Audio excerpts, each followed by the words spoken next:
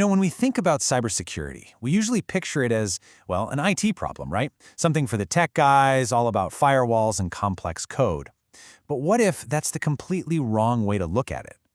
Today, we're going to talk about cybersecurity not as a tech issue, but as what it really is, one of the biggest survival challenges your firm is ever going to face. In this world of crazy global threats and confusing rules, it's so easy to assume someone else has it covered. Your IT team, your insurance broker, maybe even the government. But the truth is, when it comes to protecting your firm, it all comes down to leadership. The buck stops with you. Listen to that. It's incredibly blunt.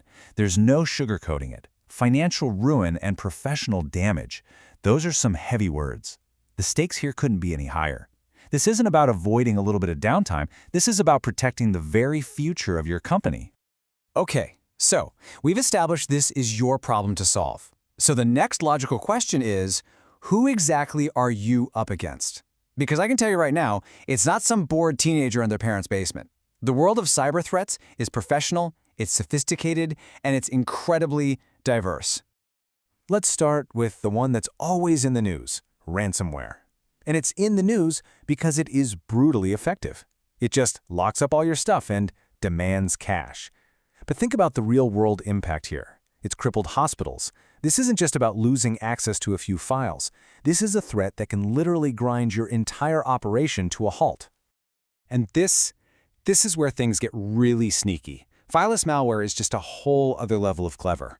Instead of trying to break into your house with a weapon, the attacker learns how to use your own kitchen knives against you. It takes legitimate tools that are already on your computers, things your IT team uses every day, and turns them into weapons. And as you can see, that makes it almost impossible for most security software to even notice, because it all just looks like normal activity. So, the attackers are smart, their tools are evolving, but let's just say the worst happens. They get through. You'd think that's the end of the problem, right? Oh no, that's just the beginning. Now you have to step into a legal and regulatory minefield where the rules are confusing, they contradict each other, and they're changing all the time. This is the question that sends a chill down your spine, because the moments after you discover a breach, it's just pure chaos. You're scrambling to stop the bleeding, figure out what they took, and then you have to deal with your legal obligations. And that, my friends, is where things get really, really messy. Now, don't try to memorize this table. Just look at it. The point here is to see just how chaotic this is. The very definition of what a breach even is changes completely when you cross a state line. In North Carolina, if someone steals a paper file, that could be a breach. In South Carolina, if that same data was on an encrypted laptop that got stolen, you might be fine. But wait, in Tennessee, if the thief also got the password for that encrypted laptop, boom, you're right back in hot water. It's a total mess. Okay, so navigating that legal maze is a huge headache. But you might be sitting there thinking, all right, but this is exactly what I pay for cyber insurance to handle. Well, that safety net you think you have, it might just be an illusion. The fine print in these policies is everything, and it's often used to deny your claim right when you need that money the most. And this right here is the trap. This is the huge gap between what you think you bought and what you actually have. You buy a policy to cover computer fraud, but buried in the language, it says it only covers losses that come directly from the use of a computer. That one little phrase, directly from, can be the difference between getting paid and taking a massive financial hit. Let me show you how this works in the real world.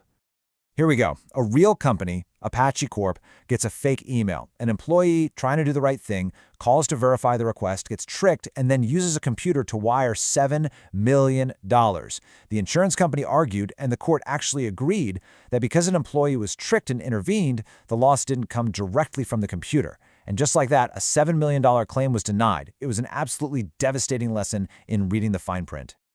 So let's just recap for a second.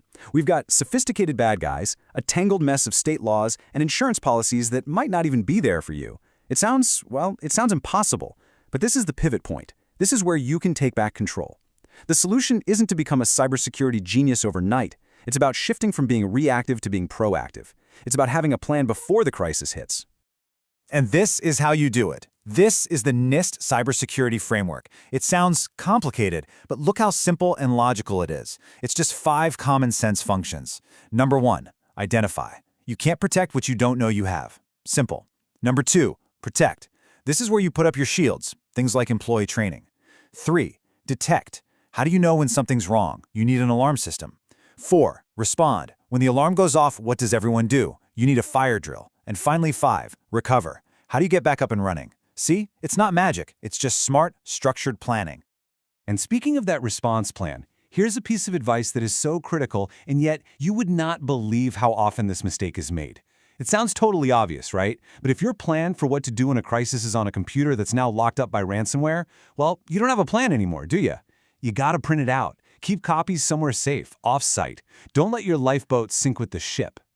So look, it all boils down to this: preparation is everything. The time to figure this stuff out, to really read your insurance policy, to understand what the law requires, that time is right now. Because once the storm hits, it is way too late to start looking around for a compass.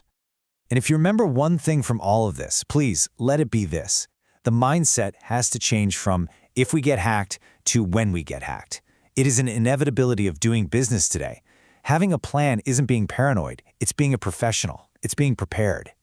And that's really the question I want to leave you with. Because the storm is coming. For some of us, it might be a small squall. For others, it could be a Category 5 hurricane. But make no mistake, it is coming.